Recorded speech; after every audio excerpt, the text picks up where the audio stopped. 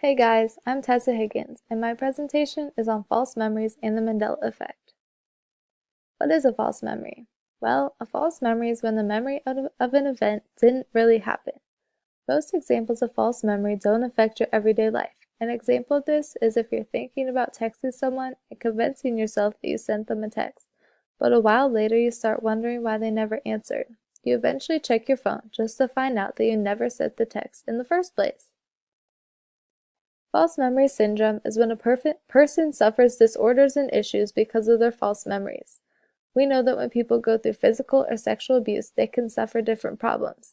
These same problems can affect people who have false memories of these events, but not all psychologists are convinced the syndrome exists, so it's still a controversial topic. Repressed memories come from the assumptions that people remove traumatic memories from their consciousness because they are too hard for us to deal with. False memories that are repressed usually come out when someone is in therapy. Patients make themselves believe that they forgot certain events, and with the help of their therapist, they are able to remember them again. Often when the false memories they discover are bad enough, like being raped or abused, patients try to take the cases to court. An example of extreme repressed memory is the story of Nadine Cool. Nadine started going to therapy after a traumatic event that happened to her daughter. Suggestive techniques and hypnosis were used by the therapist to get the repressed memories out of Cool. Some of the false memories were that Cool was part of a satanic cult, she had eaten babies, she had been raped, she had sex with animals, she had been forced to watch the murder of her 8-year-old friend, and that she had 120 personalities, one of which was a duck. The therapist also performed 5 exorcisms on her, trying to get Satan out of her body. Nadine finally realized that the memories weren't real and sued the therapist for $2.4 million. Sometimes if we are suggested that an event happened to us, even if we know it didn't, we can then create a false memory so that we believe it. An example of this is in an experiment, the researcher showed a man 5 memories that were real and given to the researcher by family members, and then one that was fake. When asked to recall the memories, the man recalled all of them and even added his own details to the fake memory.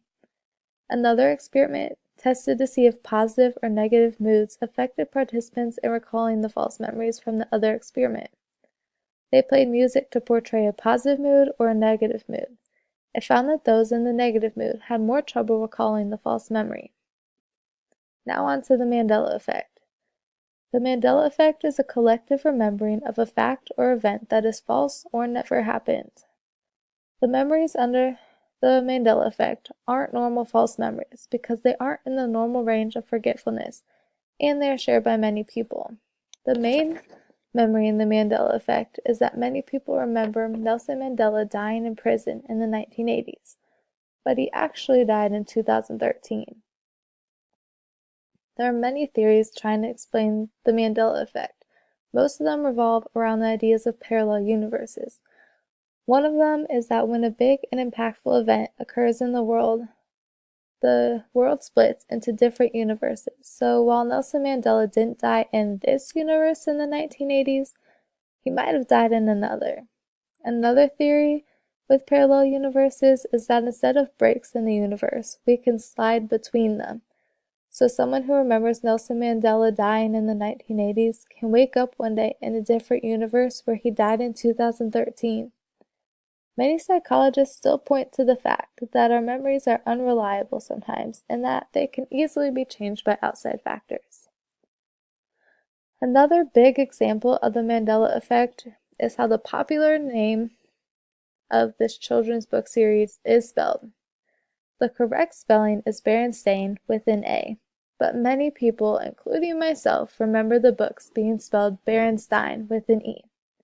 Some people say that the spelling was first Berenstein with an E, but eventually changed.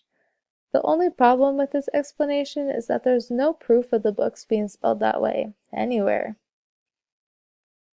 There are many examples of the Mandela effect, but here are some that you may recognize.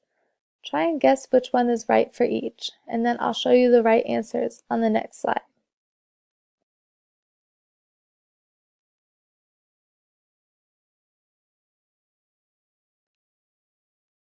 Okay. Many people think that Fruit Loops is spelled with the correct spelling of fruit, but it actually uses a double O instead. A lot of people also remember Oscar Mayer being spelled with an E instead of an A, but this might just be because of the way we pronounce it. People also think that Looney Tunes is spelled like a cartoon, but it's actually spelled the other way, like a song. And finally, many people swear that they remember seeing the Kit Kat logo with a dash in between the words, when in reality there has never been a dash there.